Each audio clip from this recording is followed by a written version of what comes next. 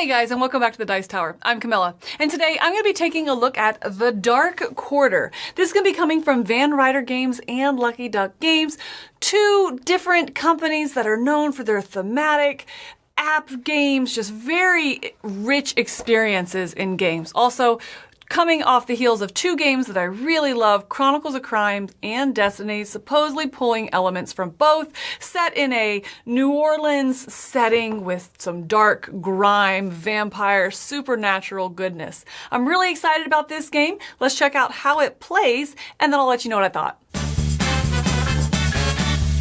Two things to point out right off the bat here are going to be right here on the library copy in big lettering, as you can see, is this is going to be app required. It is app assisted, and there's no way to play this game without the app.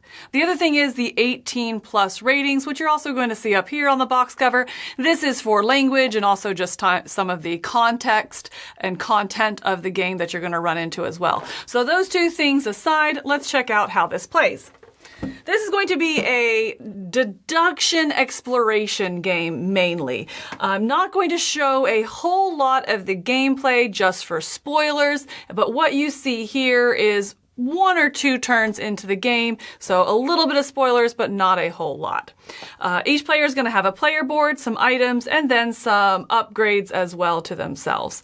So ultimately, you're going to have a map over here, which is going to show with these location markers the different places that you can go. These are going to be shown on the app as well, so on your turn, you will refresh one of your effort dice, and then after you do that, you're going to choose a location or an action to take. When you decide to go to a location, you're going to take your miniature and just move to that location. Now at this point, if it's the first time visiting that location, the app is going to instruct you to turn the token over in order to show that you have been there. And that is the only difference between these two sides, is just have you been there or not. It's going to help you kind of track that. It's also going to have you reveal one of these cards, which is going to be the location, and seed it as well. When you seed it, it's either going to be seeded with people, which are going to be tracked through these little tokens here that come in the box. And so you'll put those out. You might track different points of interest, which are going to be these little tokens here, as you can see here. And the app is going to let you know what that is. So for example, here, which we set up, again, within the first turn or two of the game, this is going to be where the victim is. So what you're going to do is you're going to choose where you go and then what you want to do there. When you're choosing what you want to do there, you can interact with the people, you can ask them questions, you can show them items, anything like that to try to gain clues on what is going on in the scenario you're playing.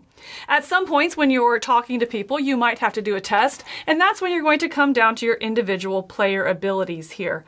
Now, these test results will be able to be mitigated potentially by any different special abilities you have unlocked or any items that you have. But in this case, let's say that John here is going to do a questioning test, which is going to be this bottom icon here. He's always going to roll his two main dice, and then you get to choose how many of the effort dice you want to roll as well. In this case, let's say he chooses to do one of them. So he would roll those dice, and then going to count the successes. In this case, it'd be 3, 6, 8. So he has 8 successes, 8 rolls here, roll points. So he's going to look down here and see how many successes that earns him. In this case, we find the 8 threshold and see how many of these little cubes are at or below that. In this case, it would just be 1 success. The effect of this starburst icon will be tied to different either not artifacts, but items or special abilities that you have, so it doesn't innately mean anything.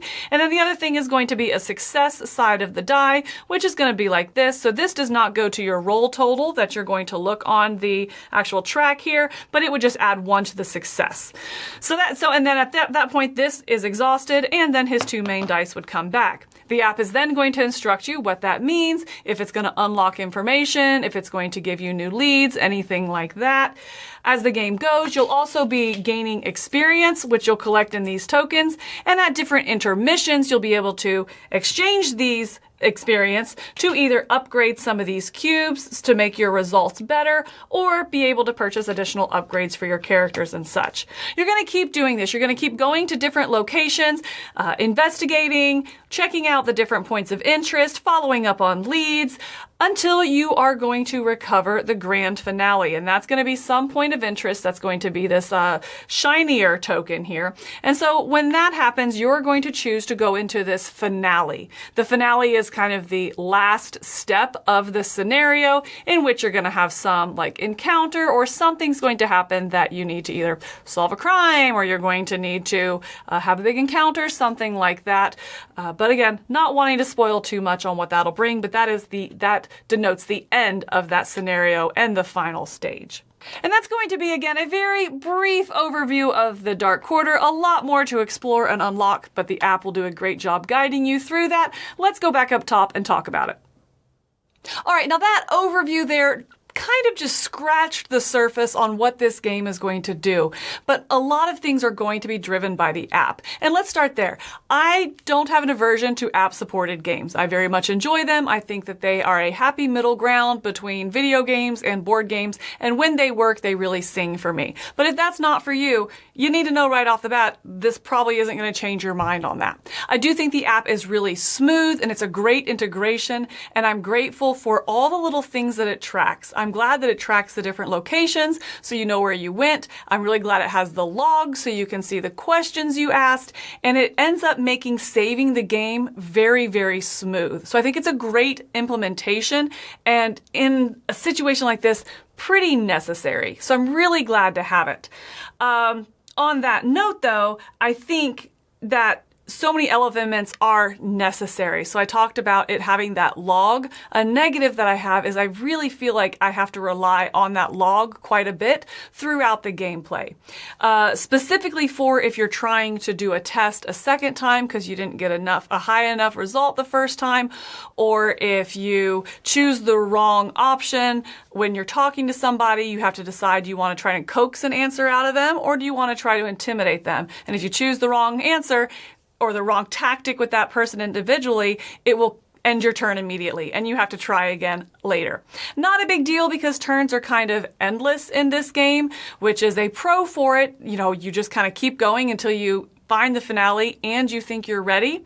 But also kind of a negative because if you don't remember what you did, you either need to look it up or just be like, I'm pretty sure I chose that one, and try again. And if you get it wrong again, and it's your turn again, and you gotta play another round. So while I'm glad it's there, I kind of hate the necessity of it, or the extent that it's necessary. Another thing to notice right off the bat that I did talk about in the overview was that 18+ rating. A lot of times these ratings are for the componentry or the complexity of the game. Not the case here. It is very much because of the language and the content. And I think that 18+ rating is absolutely necessary and right on. Not my favorite thing about the game, honestly. I think that they could have toned it back a little bit. And honestly, even toning it back a little bit would have still been that 18+ rating, but it wouldn't feel so trite, so overboard. It has a lot of cursing and swear words in it to the point that you're like, okay, calm down. Like you didn't need it there. Sometimes it just feels like it's more trying to make a point because it has that 18+ rating instead of it actually bringing context and building a theme. So while I'm glad it's there and have no issues with it, they definitely could have dialed it back, and I think more would have been gained, nothing lost. Strong language is fine. It doesn't offend me. If it does offend you, don't play this game at all. That being said, not offend me, it still got a little old after a while to where I just kind of started skipping a little bit, honestly, not in the story elements, but just glossing past that just unnecessarily strong language. So that was a little bit of a drawback or something that wore on me as the game went on. That being said, I do think this is a great marriage of Destinies and Chronicles of Crime. I love the theme. I love the storytelling. I love the character interactions. I think it does that stuff very, very well, and it creates a really rich storytelling environment. I like the intertwining nature of the stories, and I love, love, love your personal ventures or quests that you're going on. Depending on the character you're playing, depending on the characters that are in play, is going to open up these different side quests that you have to do. And they're going to be uniquely tied to your character, which you're going to use one of your little character pieces on the actual location token to denote that that is your story that you need to go take care of. Sometimes that's to the point that you cannot do anything else until you go there and resolve something. It's like your own personal obligation or quest that you need to go on. but it feels like it integrates well with the story. It doesn't take away or detract from it. So that is one of my absolute favorite parts of the game, is that personality that comes with these characters that you really play into and build, and you get specific objects just for your character, and these like rich background stories that don't detract from the main point and purpose of what you're trying to do. And I think that's just very, very well done. Unfortunately though, back to the negative here, I do feel that sometimes you can get lost in how much is going on. And for that, like I said before, I'm really grateful for the app. I'm glad that it tracks all the locations, because to try and remember what location is what and what it's called and what was going on there can become a little bit of a slog. So I'm glad that the app has that overhead and it is tracking for you and actually turning the tokens over. It's also reminding you to turn the tokens over. Oh, it's so good. But it's also completely necessary, because the storylines can get a little bit convoluted at times, to when you're like, who is that person again? Why did we care about that? Or I feel like I've done everything, but they're still here. They're not cleared off the board. What am I supposed to be showing them? There is a help feature built into the app, but that doesn't feel good to have to use, right? It doesn't feel good to have to go and ask for a hint. I would like the story to kind of feel a little more exciting instead of those slogged moments. It's not very often, but there is a point, and typically the finale is right around, in my experience, the finale is right around the corner. I just haven't done that one last step. But it is to note that there is that little bit of a slog. I really enjoy, and probably one of my favorite parts of the game though, is the dice checks, but then two, the upgrade system. I love how liberal this game is with the experience. The little experience tokens you get, they feel great to get, and it's so nice to have all these intermission points when you can spend them. So it's not something I went over in the overview, I don't believe, but there are going to be points in the story, and in one scenario, it might be 7 times, 6 to 8 times, that you have these opportunities to spend the experience to upgrade your stats, that you can get new special abilities for your character, anything like that. I love how liberal that is, because it feels good, but it also gives you these specific times to do it, to where you're not just, it's not so willy-nilly that you can do it whenever you want. You know, it's very calculated. I very much enjoy that. Ultimately, I do enjoy this game. I find myself very split on it. As far as the storytelling and the rich world and the upgrade system and the detective work, oh my gosh, this one really sings for me, pushing up to like a 9.5.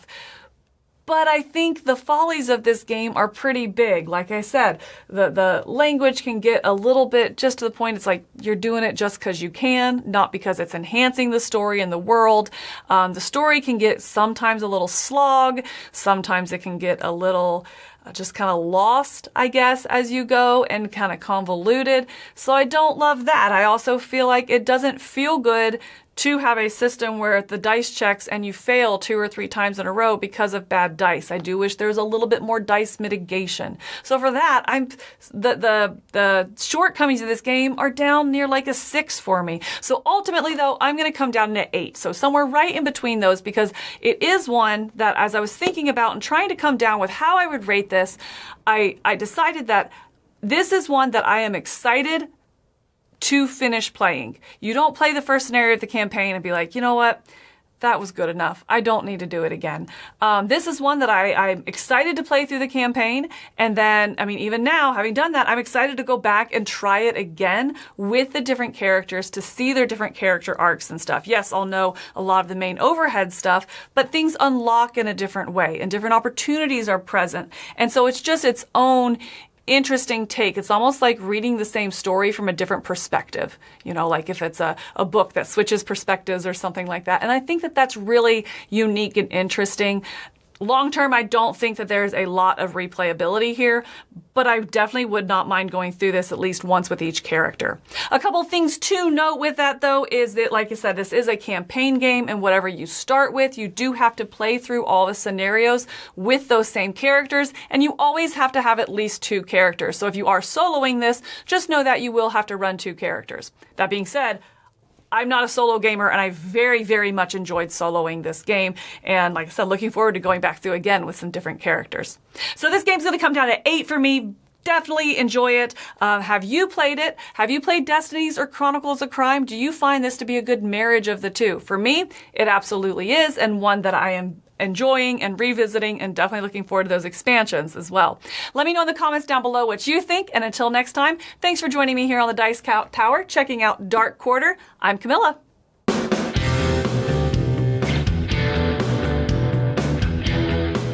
Hey folks, thanks for watching another one of our videos.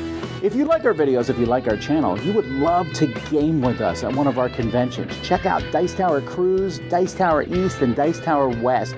Fantastic conventions where we play games with wonderful people, a humongous library, and lots of other events and stuff.